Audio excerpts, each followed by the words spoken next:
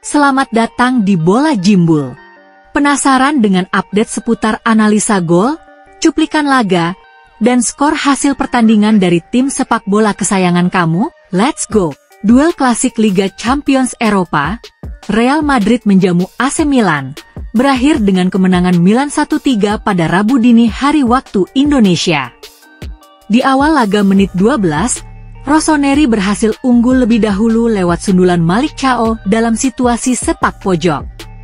11 menit berselang, clearance Theo Hernandez yang tak sempurna berakhir dengan pelanggaran terhadap Vinicius Junior. Winger asal Brazil itu pun dengan tenang mengeksekusi penalti untuk menyamakan kedudukan menjadi 1-1. Sayangnya, di akhir babak pertama, salah umpan Tchouaméni saat proses build-up berbuah counter-attack dari Milan. Kendati bola syuting mendatar dari Rafael Leao di dalam kotak penalti berhasil ditepis Lunin. Namun, bola rebound langsung disambar Alvaro Morata yang berlari dari belakang. Milan pun menutup babak pertama dengan unggul 1-2. Di paruh kedua, Milan yang menerapkan high defensive line sejak babak pertama berhasil membuat permainan Madrid kurang berkembang. Beberapa peluang Madrid yang tercipta pun berhasil dihentikan oleh penyelamatan Mike Maignan. Alih-alih menyamakan kedudukan, El Real harus kembali kebobolan saat Milan mencetak gol ketiga melalui Tijani Reinders. Build-up Milan melalui Malick Thiaw yang memberikan umpan kepada Tammy Abraham yang drop ke tengah untuk memberi pantulan kepada Tijani. Gelandang berdarah Indonesia itu pun menggeser bola ke Leao di wing kiri dan berlari membuka ruang ke half space kiri. Leao pun menang 1-1 dengan Lucas Vazquez dan langsung memberikan cutback kepada Tijani yang tak terkawal. Milan pun memperlebar jarak menjadi 1-3. Di akhir laga menit 84, Rudiger sempat mencetak gol namun dianulir oleh VAR lantaran offside. Milan pun menang dengan koleksi 6 poin sementara sama dengan Madrid. Di Jerman, Borussia Dortmund berhasil meraih 3 poin saat mengalahkan tamunya, Sturm Graz dengan skor tipis 1-0. Satu-satunya gol yang tercipta di laga kali ini dicetak oleh Donyell Malen di menit 85. Situasi kalah jumlah Dortmund saat melakukan pressing berhasil diatasi oleh Malen yang ikut maju untuk menciptakan situasi 4-4. Situasi tersebut berbuah blunder salah umpan dari pemain belakang tim tamu. Girassi yang mendapat bola pun langsung memberikan umpan kepada Malen yang langsung mengeksploitasi sisi kiri bek Sturm Graz. Gol 1-0 Dortmund memimpin hingga wasit meniup peluit panjang. Terbang ke Inggris, Liverpool berhasil pesta 4 gol tanpa balas ke gawang Bayer Leverkusen pada Rabu dini hari waktu Indonesia. Setelah menutup babak pertama tanpa gol, tuan rumah memasuki babak kedua dengan membuka pesta kemenangan di menit 61 melalui gol cantik Luis Diaz. Berawal dari build-up Trent Alexander-Arnold, Curtis Jones yang semula berada di posisi striker melakukan drop ke ruang antar lini dari tim tamu. Kecerdikan pergerakan Luis Diaz untuk mengekspos ruang di belakang Tapsoba, ditambah ketepatan trupas Curtis Jones kepada Diaz berhasil membuahkan gol pertama bagi The Reds. 2 menit setelahnya, publik Anfield kembali bersorak saat Gakpo mencetak gol untuk membawa tuan rumah unggul 2-0. Serangan balik dimulai dari Luis Diaz yang turun untuk menerima bola dari McAllister. Diaz pun menggeser bola ke Mo Salah di sisi kanan dan langsung diteruskan kepada Gakpo yang berdiri bebas di kotak penalti. Walaupun sempat dianulir, namun gol Cody Gakpo pun disahkan setelah review VAR. Di akhir laga, tuan rumah kembali bergairah dengan gol ketiga yang tercipta dari Luis Diaz. Gol dimulai oleh direct passing Andy Robertson kepada Darwin Núñez.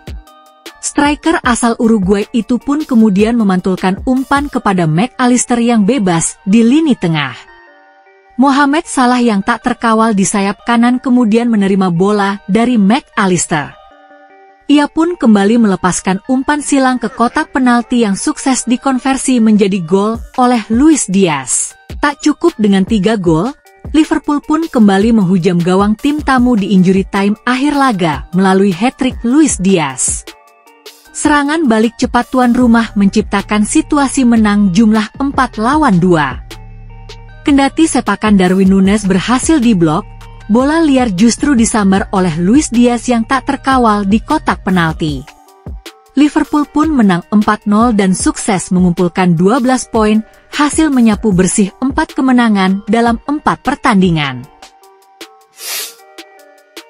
Sementara di Prancis, Los Lille berhasil ditahan imbang oleh tamunya, Juventus, dengan skor 1-1 pada Rabu dini hari waktu Indonesia. Di babak pertama, si Nyonya Tua berhasil mencetak gol lebih dahulu lewat Tun Koopmeiners. Sayangnya, wasit menganulir gol tersebut karena offside dari Vlahovic. Memasuki menit 26, serangan balik dari Edon Zegrova sukses mengelabui Juan Cabal. Jonathan David yang tak terkawal di wing kanan berhasil mendapat umpan dan berlari ke arah Di Gregorio untuk menceploskan bola. 1-0 tuan rumah unggul. Di menit 40-an, Juve kembali mencetak gol lewat Koopmeiners. Namun, wasit kembali menganulir gol tersebut karena offside. Tak ingin kalah, Juve akhirnya mencetak gol yang disahkan oleh wasit di menit 60.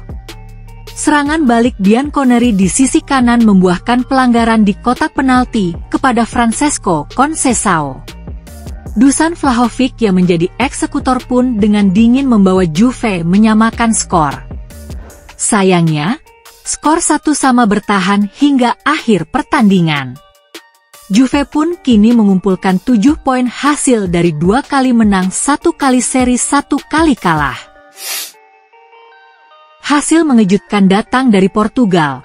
Setelah raksasa Liga Primer, Manchester City, harus takluk di tangan Sporting Lisbon dengan skor 4-1.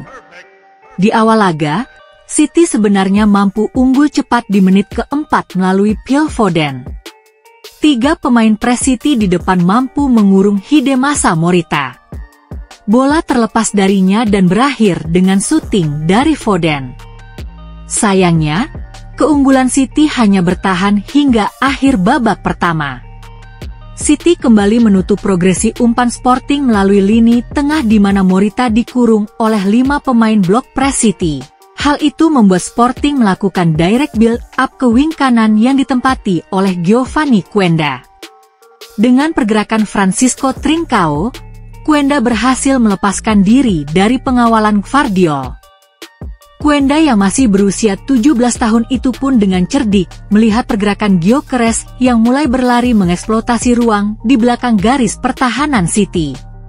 Dengan kecepatannya, striker asal Swedia itu dengan mudah menaklukkan Ederson. Skor imbang 1-1 menutup jeda.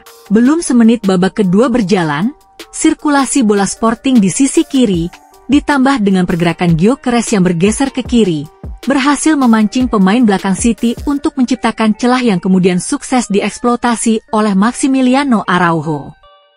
Tuan rumah pun unggul 2-1. Tak lama berselang, penetrasi Francisco Trincao di sisi kanan berbuah pelanggaran yang dilakukan oleh Gvardiol.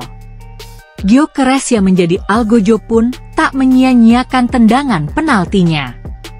Gol 3-1 Sporting unggul. Sebagai penutup, Sporting menggenapkan kemenangan mereka menjadi 4-1 lewat eksekusi penalti Gyökeres yang sekaligus menjadi hat-tricknya.